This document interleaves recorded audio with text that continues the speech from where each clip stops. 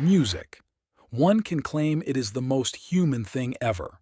Seems we have been humming, whistling, playing instruments and singing dating back thousands and thousands of years ago.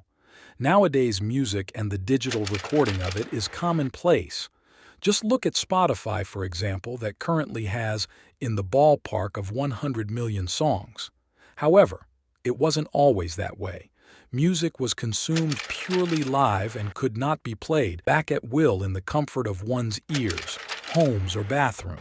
The road to where we are today started in Paris, France in 1857. French inventor Edouard Léon Scott de Martinville had created the phonautograph, the earliest known device for recording sound. The hand-crank device etched sound waves onto paper blackened with soot from an oil lamp and/or smoke. Scott de Martinville didn't intend to create a device that played back sound. Instead, he made the device to study audio from a visual perspective. Then, on April 9, 1960, still in an attempt to study different types of sounds visually, Edouard Léon Scott de Martinville would record the French folk song Au clair de la lune, and later deposit the results with the Académie des Sciences. Just like that, and unbeknownst to even himself, Edouard had captured both the first recording of the human voice and song as far as we know.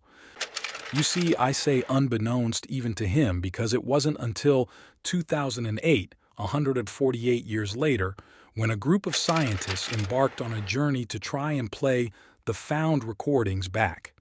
After much trial and tribulations, they were finally able to play it back by scanning high-resolution images of the piece and using virtual stylus technology from the Lawrence Berkeley National Laboratory in Berkeley, California.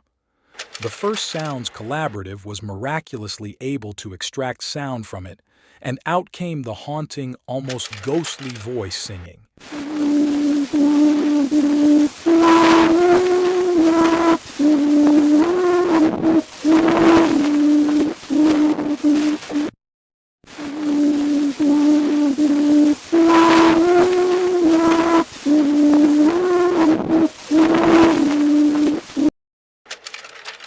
They initially thought the recording sounded like a woman or child singing the song, but after more research in 2010, they discovered a miscalculation of tempo and speed.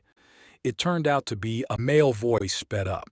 Researchers generally agree that the voice might even belong to Scott de Martinville himself, who was singing the song unusually slowly. That this recording predated Edison's wax cylinder, phonograph recordings by almost 30 years is incredible to say the least. The next known song recording was in 1888, when Arthur Sullivan's The Lost Chord recording was presented at a press conference in London on behalf of the introduction of Edison's perfected version of the phonograph.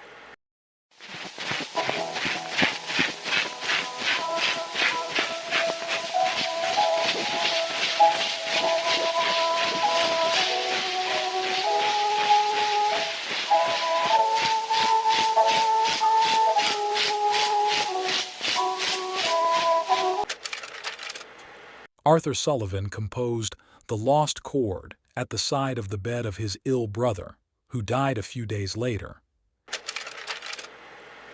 In conclusion, the first recorded song, which also happens to be the first recording of the human voice, is the Au clair de la lune recording by Edouard Léon Scott de Martinville. As with everything we will be covering on this channel, this is only the earliest known and might change in the future when something else is discovered. Thank you for watching and goodbye.